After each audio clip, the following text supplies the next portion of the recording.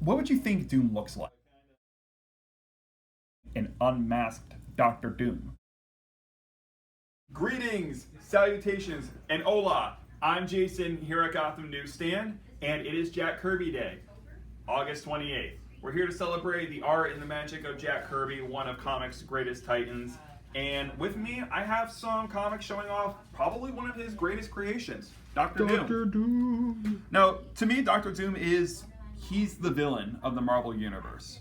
We have some great villains. Of course, we have the Green Goblin, we have Magneto, but Doctor Doom, come on, Doom. The guy's name is Doctor Doom. You don't get more villain than that.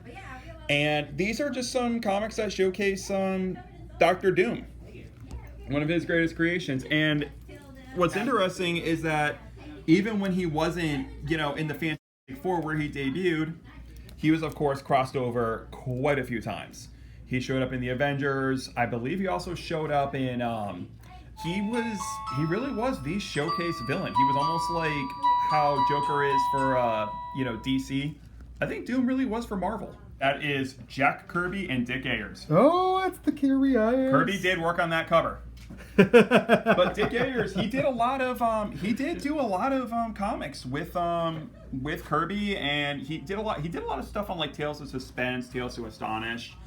But in a way, I can kind of see what you mean. But the Kirbyisms, they're kind of there because look how giant Doctor Doom looks here. But also in comparison to Cap and Hawkeye and them, he's almost like a Titan here. But that's a Kirbyism, like a very popular Kirbyism where all his characters were drawn like the size of skyscrapers. They kind of call him the master of foreshortening.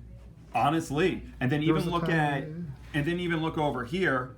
Look how they're so tiny, but then Doctor Doom is so big. But they're still foreshortened or foregrounded. It's almost like a movie poster in a way, where like certain characters, like focal characters, will be made giant.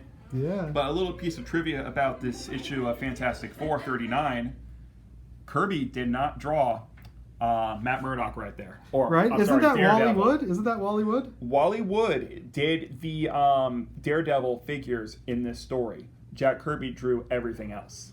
I think it's so cool they could have a jam relationship at that point in the world. Very interesting. And this would have more than likely been kind of towards the end of Wally Wood's run with Marvel. He didn't have the best relationship with Marvel. He didn't like the fact that his writing wasn't being trained to it was dollars. Specifically Daredevil 10, he said he wrote every word of, and Stanley gave him no credit, and he said Stanley never even talked to him about it, and that was his quitting point. Yeah, but yeah, I have to say I love the cane that Daredevil's leading them with. Like he needs the cane to lead them. And they can't go forward until Daredevil shows them. But another funny thing about that is right here, you got your shameless promotion for the Merry Marvel Marching Society.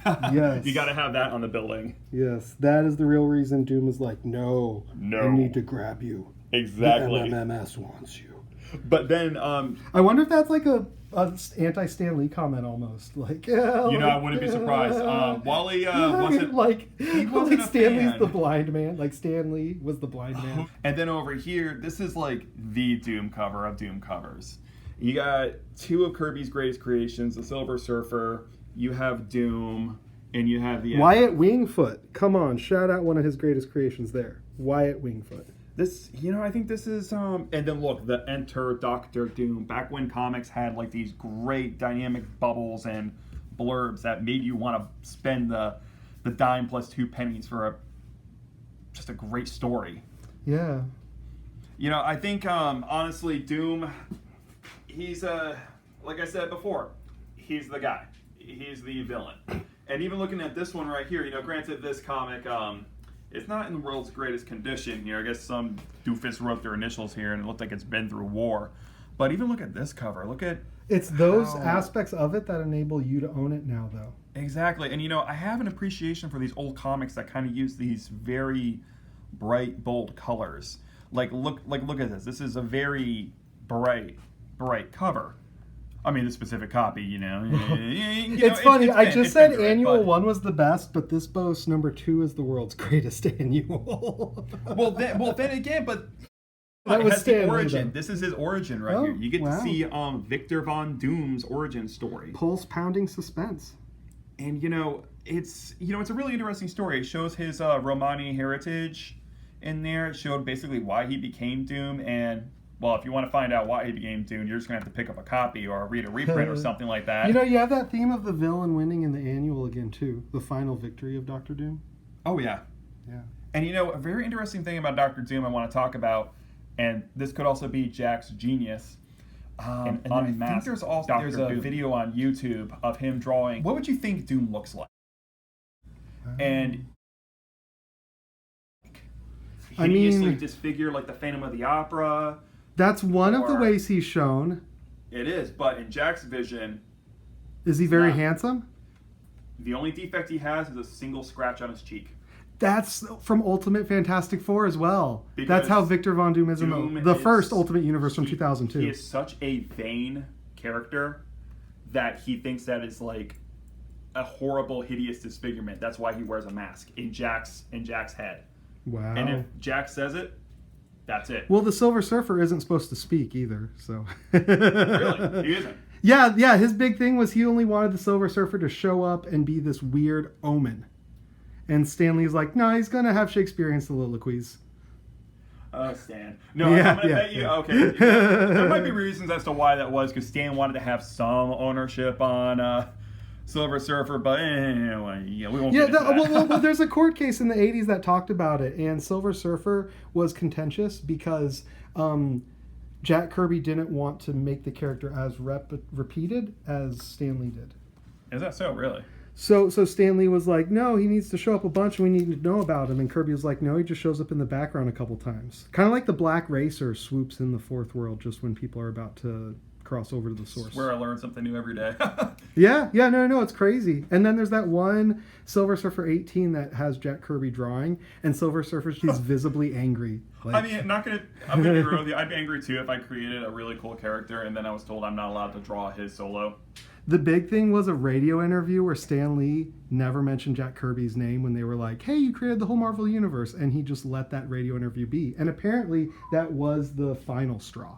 That was it. Yeah, it was that radio interview is what made Kirby want to go to DC. Wow, that is interesting. Mm-hmm.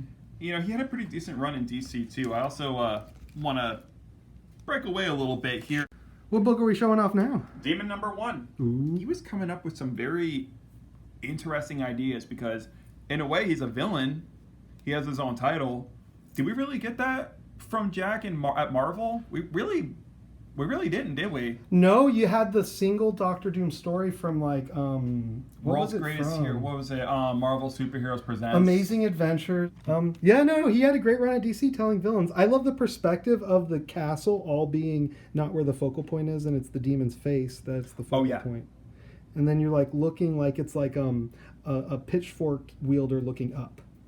But I also like that it's kind of unconventional colors for a demon. Like you have the Iron Man red and yellow. Right, yeah. It's almost... Well, it's like fire, like in the background. It is kind of. Like even in the logo here, you got the flames and all that. It's the same shade. But when you look at it, this is almost kind of like a EC cover. The angry villagers and whatnot. Because the monster's coming straight at the reader. Exactly, and you got the one-armed dude here from Young Frankenstein, it looks like. Yeah, that gun ain't gonna work, dude. Yeah, that is not gonna work. It's gonna do nothing against him. Neither is that pitchfork or that sword.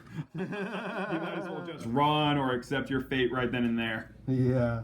But Jack Kirby, he could do no wrong. He Marvel, DC. And and it wasn't that he could do no wrong, like people forgave him for whatever wrong he did. He like found it behaviorally impossible to commit something wrong. Like honestly. Yeah. But honestly, Jack, happy birthday, man. Wherever you are, happy birthday. I'm really glad that he gave us what he did, some amazing artwork, some amazing stories. And I can't really think of another comic artist who has left that big of a legacy and had that much of an inspiration. And it makes it look different.